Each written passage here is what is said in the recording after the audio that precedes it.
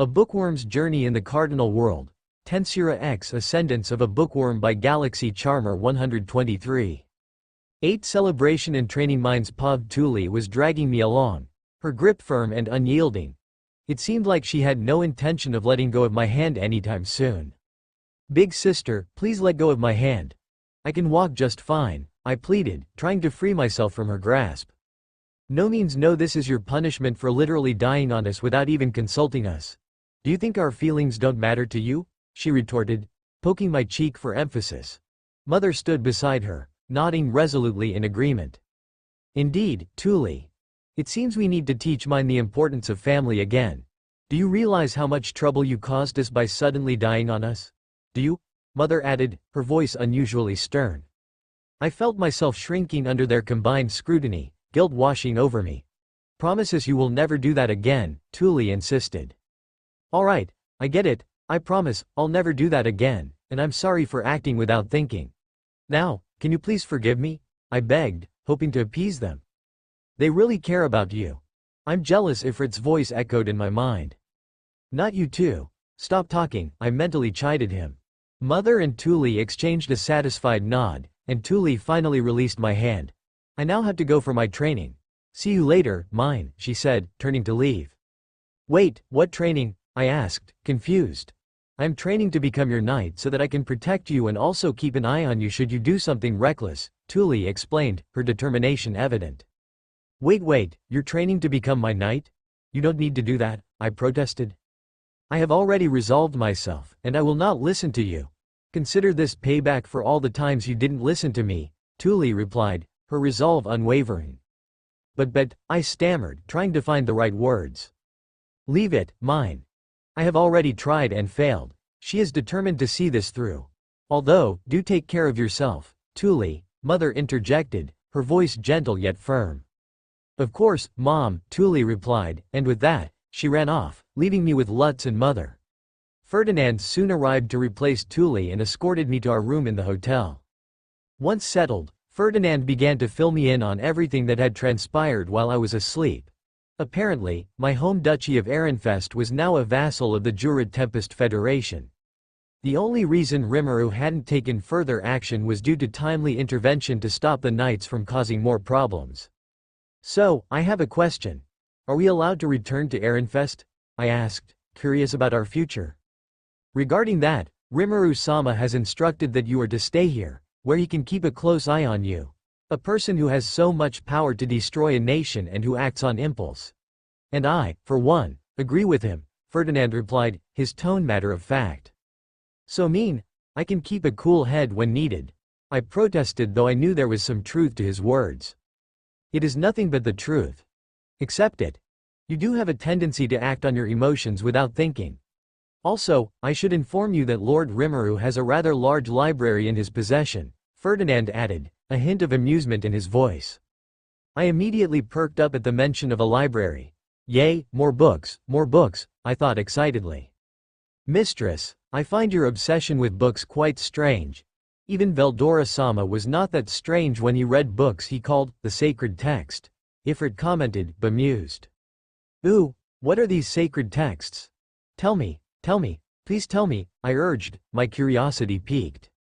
It was apparently a book with various pictures used to tell a story, Ifrit explained.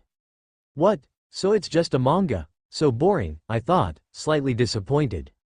Mine, you there? Ferdinand's voice broke through my thoughts. Huh? Yeah, I'm here. I was just thinking to myself for a bit, I replied, snapping back to reality.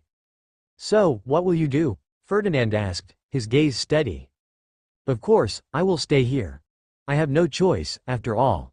Hey, I replied, unable to hide the glee on my face at the prospect of exploring a new library.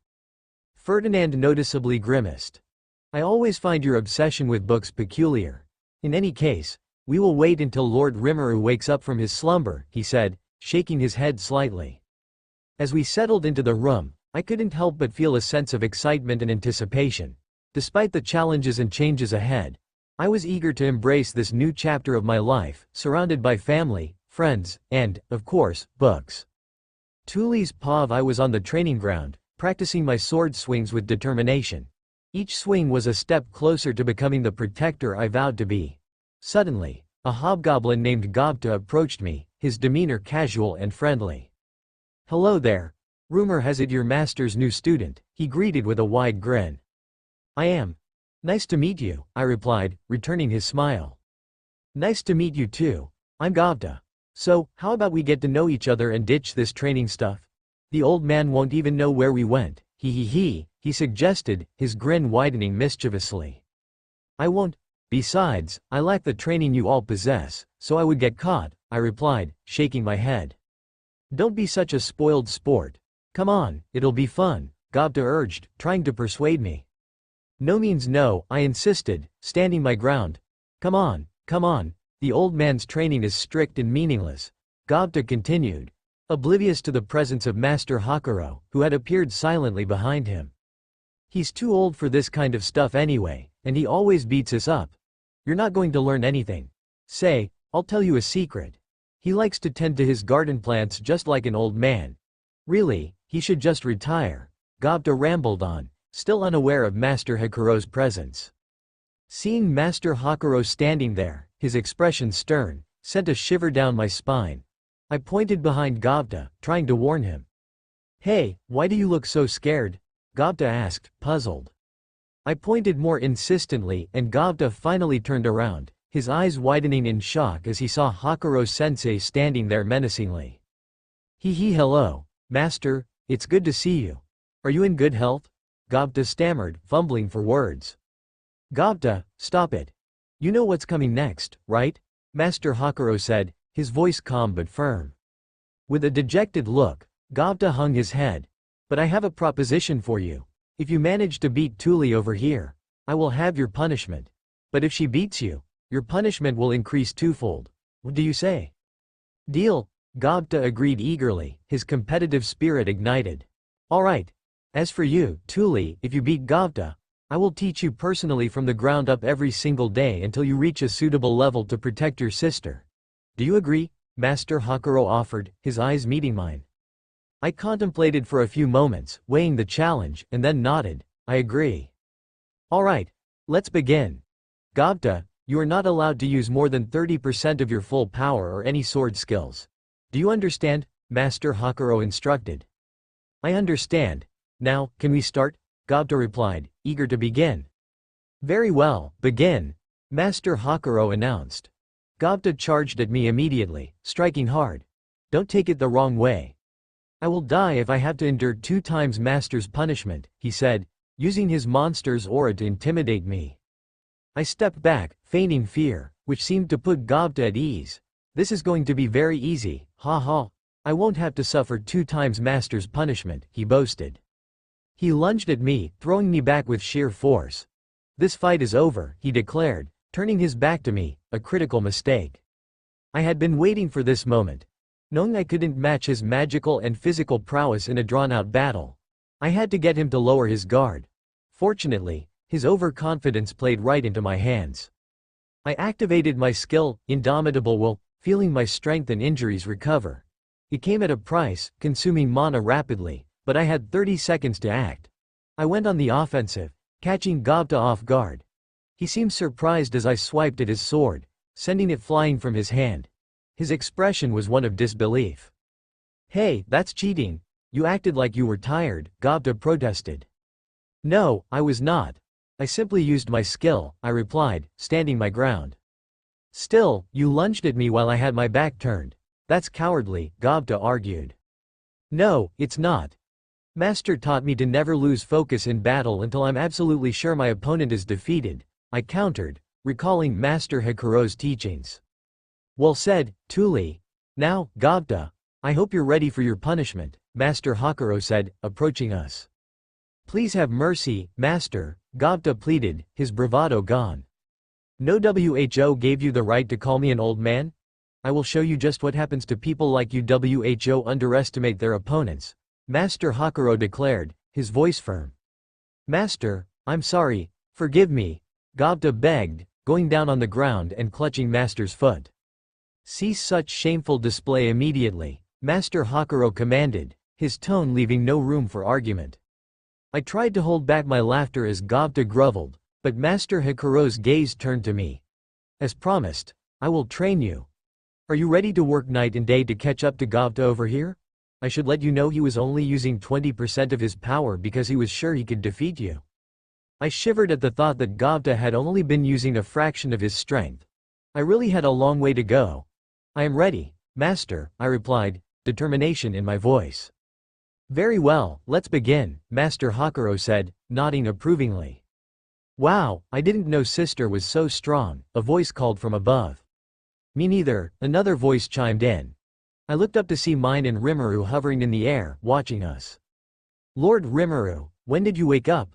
I asked, surprised by their presence. A few hours ago. I was carrying mine over here to train her to restrain her aura when I saw something interesting. Rimuru replied, a hint of amusement in his voice. You are so strong, Tuli. How did you get so strong? Mine asked, her eyes wide with admiration. The voice of the world granted me this power because of my conviction to protect you, I explained, feeling a sense of pride. You don't need to worry about that, really, mine said, her voice soft with a hint of guilt. I won't.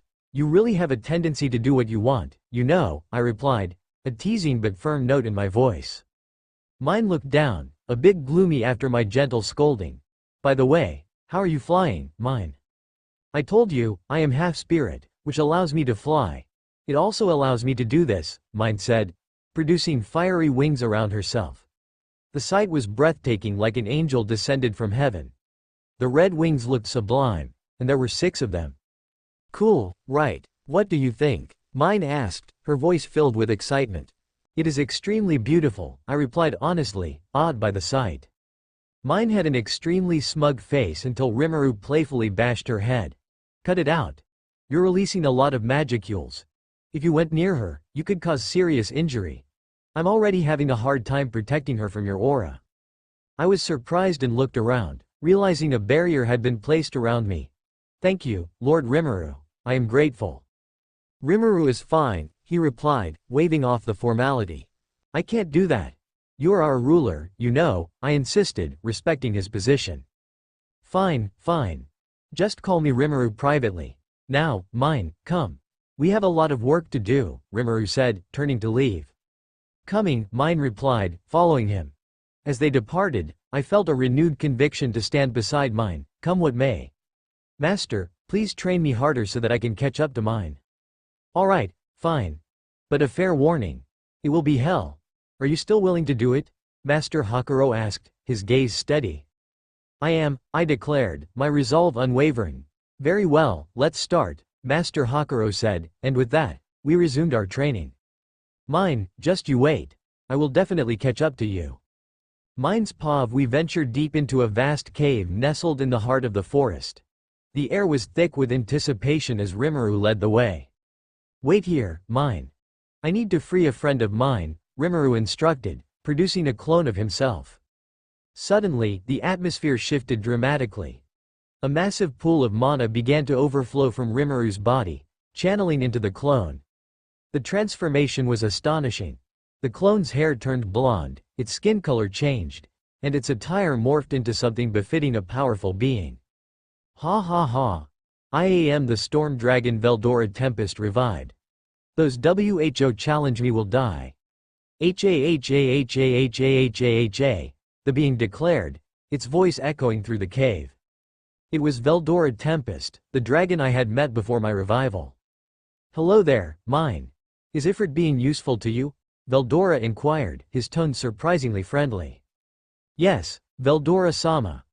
Ifrit-san has been really helpful to me, I replied, grateful for the fire spirit's guidance. Now, Veldora, you're being too noisy. And what was that one-liner? Have you been reading manga all this time?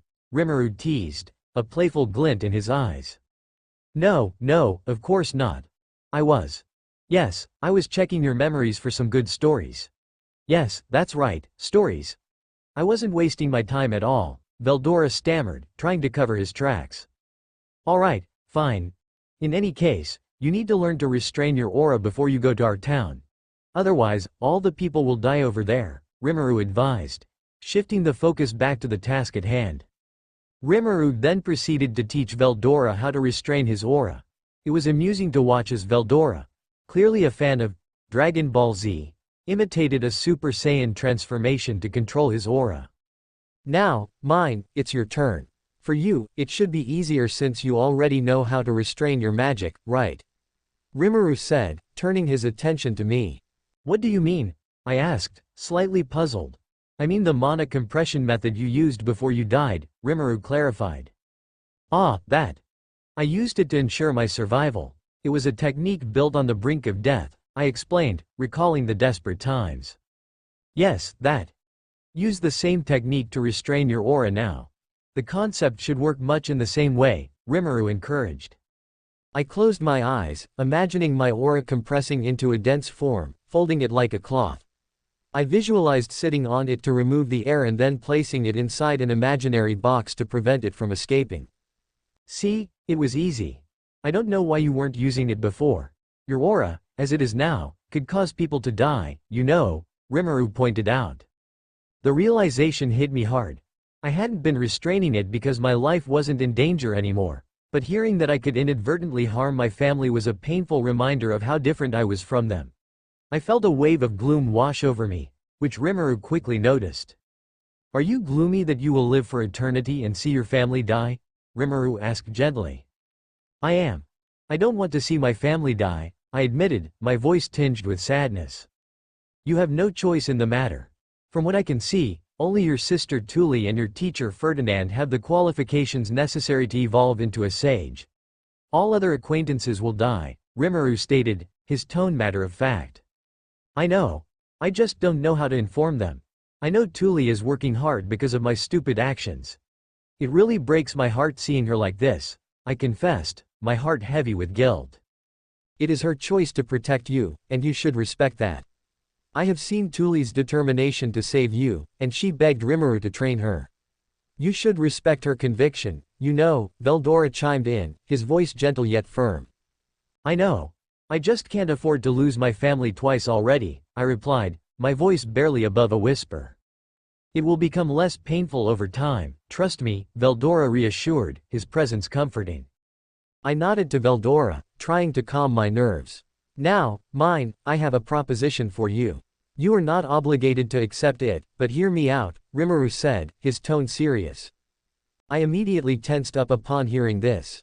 Rimuru was generally a friendly guy, but he was still a demon lord. What will I have to do? I asked cautiously. Nothing much. You will become a princess of Arenfest after the ruler over there adopts you as his daughter, Rimuru explained.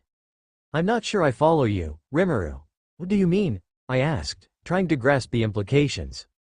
I want you to act as my representative over there in Arenfest and make sure they don't do something incredibly stupid like they did now.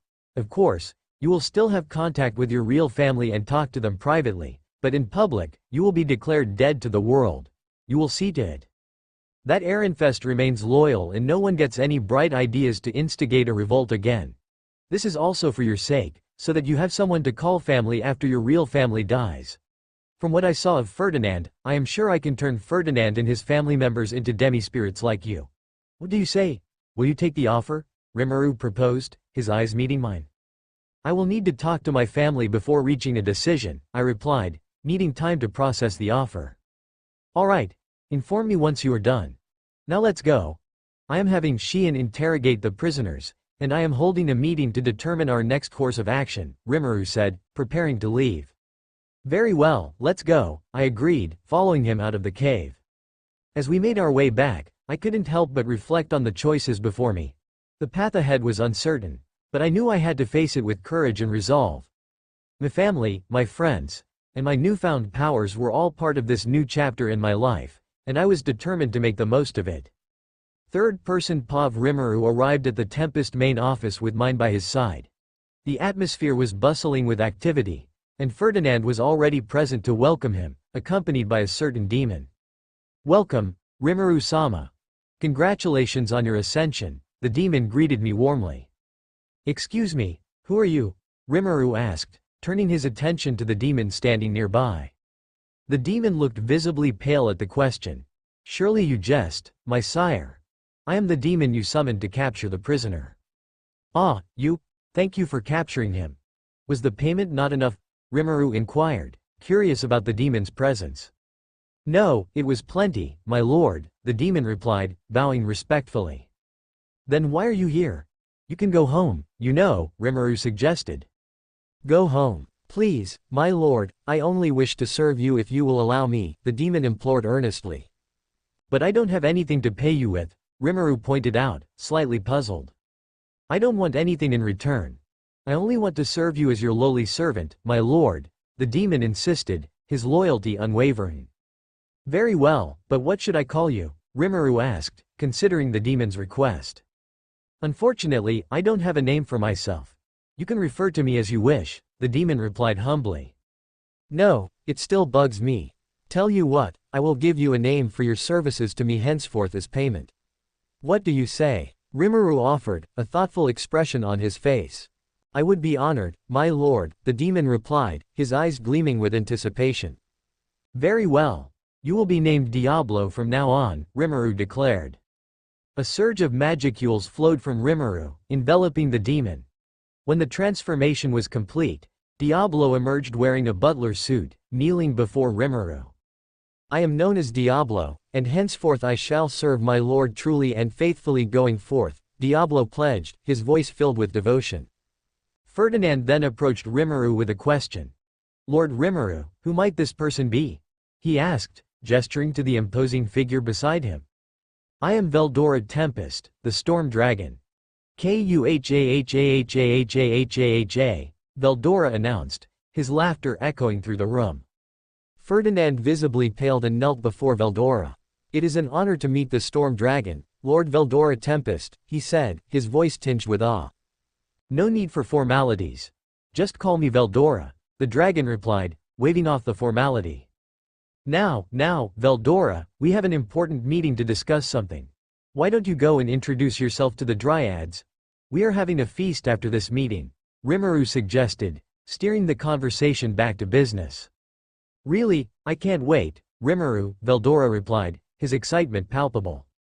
If I may be so bold to ask, how are you and Lord Rimuru related, my lord? Ferdinand inquired, his curiosity piqued. Rimuru and I are sworn brothers. Kuhahahahahahah, Veldora declared, his laughter booming once more.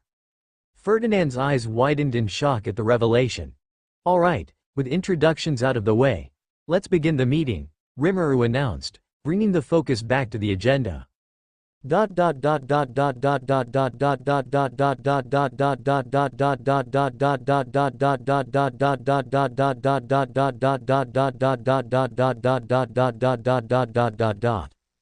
Now, how should we deal with Farmus?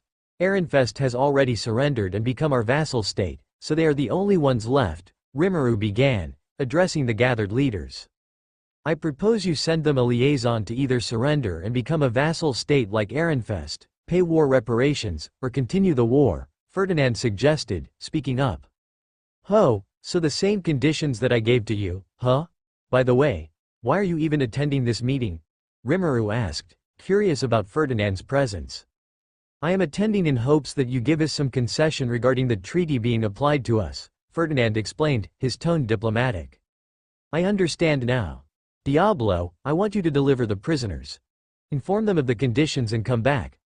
I want you to make it so that they become our vassal state without any problems. After becoming a vassal state, I am planning on having you here become the king. Should they not comply, I am leaving the scheming up to you, Diablo. Can I count on you? Rimuru instructed, turning to his newly named servant. Me, a king, sir? Surely you jest, Yume interjected, surprised by the proposal. I am serious here. You are widely known as a hero and will be accepted by the people nonetheless, Rimuru assured him, his tone firm. Lord Rimuru is giving you a chance here. You should accept. It is always good to try something new, you know, Ferdinand encouraged, his voice supportive. All right, I understand. I accept, Lord Rimuru, Yume agreed, nodding in acceptance. Good. I also have a reward in mind for you. To ensure there is political stability, I am planning to turn you into a demi-spirit. What do you say? Rimuru offered, his eyes meeting Yume's. Really, so I will not die and leave my Euron behind. I accept, Lord Rimuru. "Thank you, my lord. Thank you," Yum replied, gratitude evident in his voice. "I also give you my thanks, Lord Rimuru. I will ensure that he learns all noble etiquette expected of him," Mayuran added, her voice filled with appreciation. "Very well.